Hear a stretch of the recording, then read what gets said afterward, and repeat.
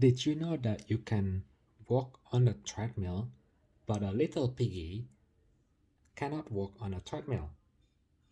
That's because the piggy walks too slow. Did you know that when you save for your first home deposit, you can get there if you save $500 a week, but you may not be successful if you save $100 a week?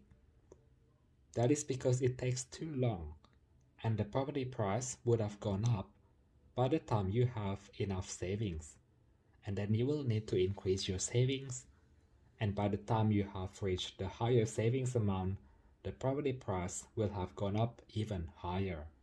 To successfully purchase your first home, you gotta create a momentum for yourself.